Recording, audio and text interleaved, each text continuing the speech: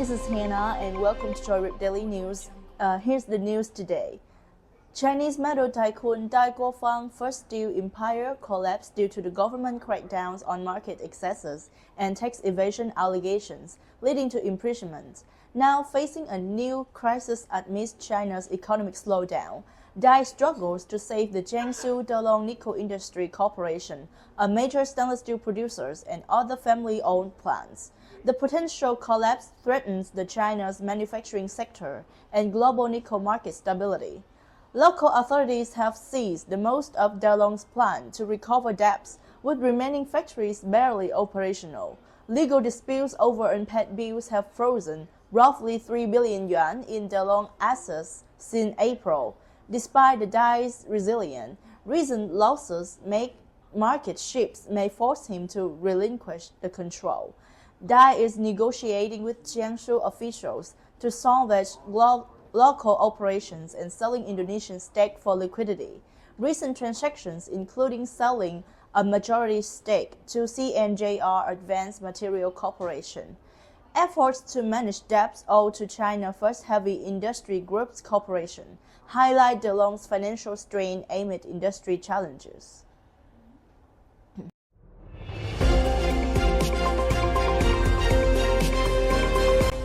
China's steel exports to face pressure in July. In June, China exported a total of 8.75 million tons of steel products, increasing by 16.5% compared with the same month of the previous year. During the first 6 months of 2024, China exported 53.4 million tons of steel products, 24% more than the same period of 2023. However, as July's come, it is believed that China's steel export could fall due to the growing steel supply to the global market, as well as the increasing trade defense investigation toward China. Despite its constant price advantage in the international market, since June, countries like Vietnam, Australia, and Turkey have launched anti-dumping and countervailing investigations into Chinese steel products, which could certainly restrict the Chinese steel exports.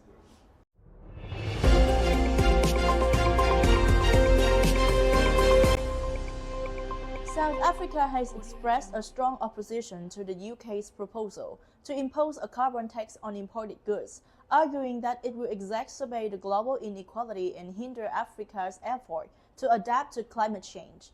The UK intends to implement this measure by 2027, following the European Union's introduction of a similar carbon border adjustment mechanism last year.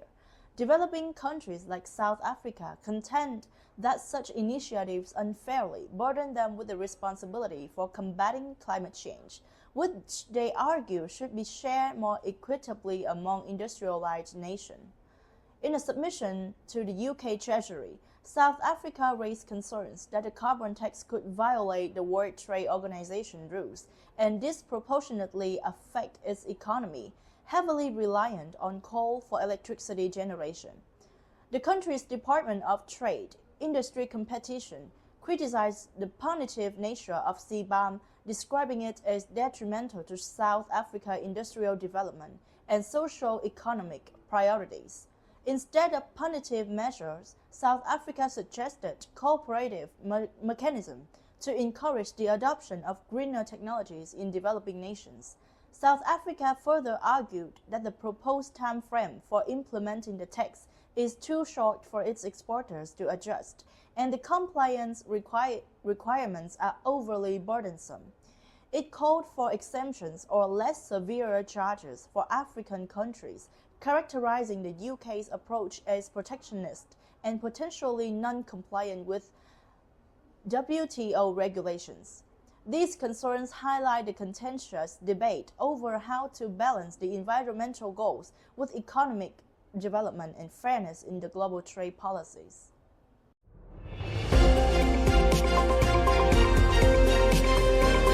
Overnight, the SHFE aluminum 24/9 contract opened at 19,800 yuan per ton, peaked at 19,870 yuan per ton, and closed at 19,810 yuan per ton.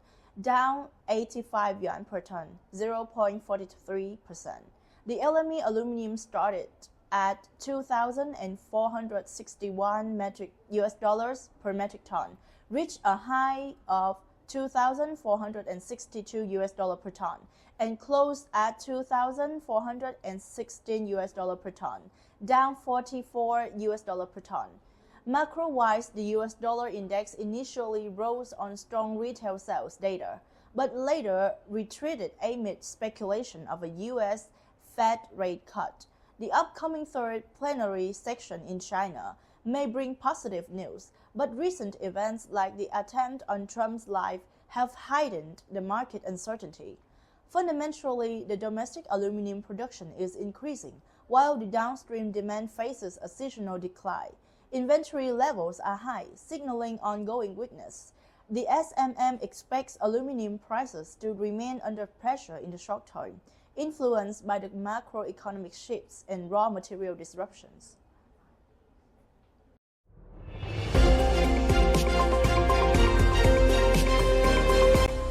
Indonesia's surge in nickel production is reshaping the global dynamics and challenging the Western efforts to diversify the critical metal supply chains.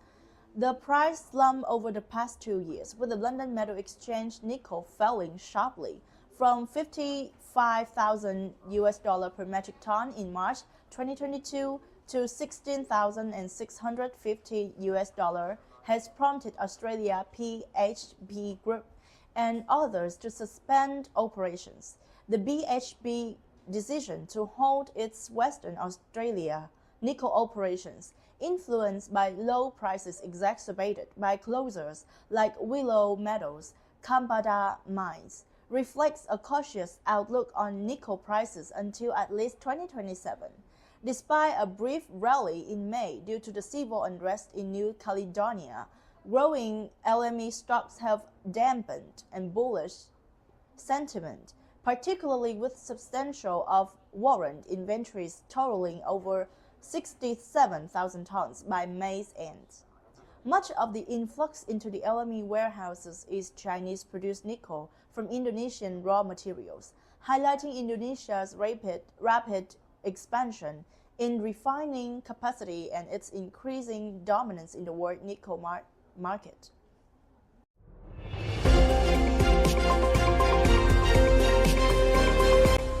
China's customs increased surveillance on Chinese steel exports is causing delays in shipment to ASEAN. Kaladin notes, it is unclear when or how or even whether the shipments would eventually arrive, regional trading sources say. The certain steel products from China have long been traded in the region at low prices because the exporters involved do not fully pay the VAT due for these exports. The latest enforcement action undertaken by the customs authorities started around 3 weeks ago. The Chinese suppliers are asking the Philippine customers to add price on top to help pay the tax, the trader says. I am guessing it would mostly depend on the supplier and whether they can absorb the certain additional cost and how they manage the relationship with the customers. Trader told customers that they will delay the cargoes for 1 month. If they can buy cheap cargoes as a replacement, they will deliver. If not, they may cancel, a Hanoi trader observes.